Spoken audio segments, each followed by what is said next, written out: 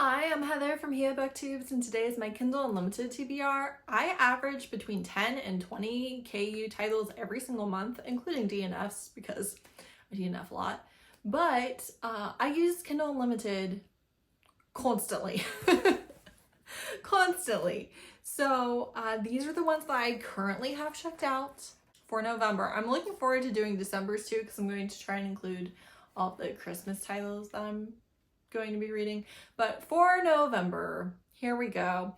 First one is Three Kings by Freydis Moon. This is a Evermore by Taylor Swift inspired novel, and Evermore is a November album. Gray November. Argue with somebody else, you cannot convince me. Evermore screams November to me. And this one specifically is like this time of year based, and this is a fantasy romance between a trans man, his husband, I believe, and then a selkie that they nurse back to health, maybe.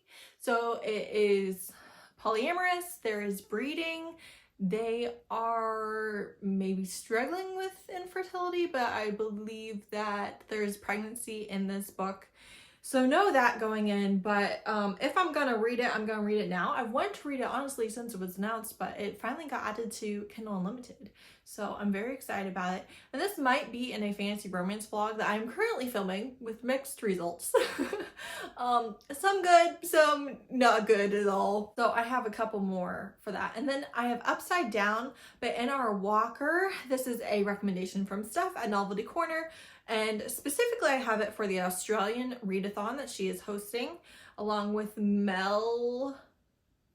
I forget her channel name, I'm sorry. But these are two men that are ace and gay, or at least one of them is gay, but they are both ace, and I think that that is particularly interesting. Also, Steph said that this was a good time, a palate cleanser, a light, happy read, and I need it. I need something, because if you watched my vlog that actually came out today, but when you're seeing this came out a couple days ago, the last book I read from Steph was not light and fluffy at all. Then I have Thank Me Later by Christina C. Jones. This is a 56-page Thanksgiving novella. It is a 3-part series with 3 different authors. I read one last year. I'm reading this one. This is Friend of a Friend, maybe? Doesn't matter. This and Lady Marie's Thanksgiving Day release are the 2 Thanksgiving books that I plan on reading this year. I really like this for holiday romances.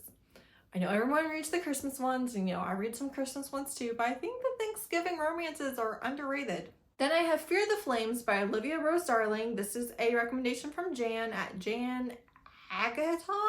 And this is a multi-POV fantasy romance. You have a queen, and she is, I think, in exile and has like her own exile kingdom, and she's linked to 5 dragons, and then she and these other people, including that could be a different book, but I'm not even gonna say, I don't even know if that's the right book, but they do a heist for an impossible thing. And I know I've mentioned this before. Listen. It's happening. It is happening. It's gonna happen in November. I am committed. Then I have Bonded by Thorns, which is Beasts of the Briar, #1 by Elizabeth Helen. This is a recommendation from Shay at Shay Geeks Out and Izzy at Happy for Now. They buddy read it and they both absolutely loved it. I know they also loved the 2nd book, and the 3rd book is coming out in December. Dun, dun, dun, dun. And I think the 3rd book is the final book. So this is a Why Choose 4 Beastly Fae Princes. She is going to exchange herself for her father, who is a prisoner. Classic. And she's going to help them find their mates, which obviously is closer than she originally thought. We all know. But they have literally raved about these books. So this one should be in the vlog too. We'll see. Then I have Escorted by Claire Kent. I love Claire Kent. This is her most popular romance. So she is a virgin romance author. She hires a male escort to take her virginity, becomes a regular of his, and falls in love, which is obviously a terrible idea. So I am hopeful on the sex worker representation in this book. and we shall see. But I love Claire Kent. There's literally like no chance that I don't love this. Also by Claire Kent is Hero, which is Kindled number 4. This is her dystopian romance series. They aren't standalone, so you can read them whichever one interests you most if you want, but they're all 5 stars, so read all of them. This one is, she was a college student when the world ended, and he is her stepfather's younger brother, and he's the single dad of a 4-year-old little girl, and this is our first living child in this series. For obvious reasons, the mortality rate is greatly increased, so I am curious about this one because I have not read a Claire Kent book yet with a child character. I think that's true. I think that's true. So I'm curious about that. And then, listen, I also have Fall, which is Hold number 3 by Claire Kent. This would be a reread for me. This is the Man Cave. The Man Cave?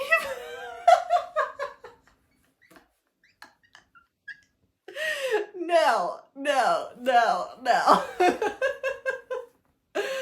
Oh, what a weird romance that would be. No, this is the caveman science fiction romance. So in this series, they have a dictatorship and there's lots of, undeveloped planets. And one of the punishments for criminals is that they get planet dumped. And she is a smuggler. She gets dumped on this planet. Turns out there's cave people living on there. And she's gonna find a mate. She's gonna find a mate, and it's so good. Don't even talk to me. This is one of the books that made me fall in love with Claire Kent. I've already reread the first book, which is my favorite of the series. This is a close second, and I'm ready to reread it. I read Claire Kent for the first time, I think in November of last year, and I am just almost done with her backlist. I've already reread a couple, she's just so good. So good. The angst, I normally hate that. Doesn't matter. Then I have a couple of books that I need to finish the buzzword challenge for 2023, which I've never done before, but I only have 2 left. I need the word other. So for that, I have The Other Guy's Bride by Connie Brockway. This was a recommendation to me for books like The Mummy, the movie.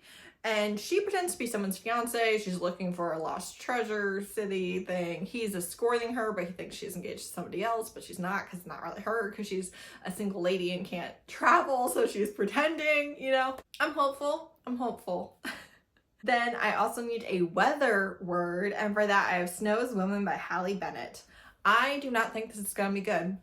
I'm just gonna tell you straight up, I have low expectations for this one. Low. Real low, okay? Yeah, I don't think it's gonna be good. I don't have any proof. I know nothing about this author. I don't know even, I think I saw it on Goodreads. I don't even know who read it. But I don't think it's gonna be good. So this is a curvy main character. She runs into a mountain man who is an ex-military man and also the president of our motorcycle club. I mean, if I were you, I probably wouldn't pick it up, but I am. So it's here. Then I have Moreau Mafia, No Ordinary Love by Helen. This I saw on Twitter, or the app formerly known as Twitter. And this is a one-night stand. She gets pregnant and forced to marry this guy in the mafia, and it's black love. And I don't know. I was intrigued. That's literally all I know. I saw a tweet about it actually from Bella J, who is a author, and I downloaded it, and here we are. And then lastly, I have Penmore Castle, which is Ghosts and Reincarnations, number 3 by Kristen Ashley. Kristen Ashley is my favorite author. Ghosts and Reincarnations, not really a thing I particularly care about. I read and really enjoyed the first book in the series, DNF'd the second book in the series, and then read her newest release that is not in this series, but is a very similar setup that she released on Halloween, all in the last month and a half. So this is the next one. I've read almost all of Kristen Ashley's books. I don't have many unread books available to me at all whatsoever. So I'm reading ones that I wasn't really interested in before, but I did like that first book. So We'll see. And actually, I was looking at reviews, and a lot of them said that this book was far and away the best compared to the previous two. So, you know, these ones take place in England, and they usually have some sort of haunted manor house thing and nobility, and often an American getting tangled up together. So, you know, alphas, long romances, lots of conversations. That's what I've got going on. So that's it. That's all the books I currently have checked out from Kindle Unlimited. Let me know if you have read or want to read any of these, and or if you have any recommendations for me, because clearly I read a lot of KU books. Yeah, and let me know if you have any holiday specific Kindle Unlimited romance recs. That would be appreciated. Thanks so much for watching. Bye!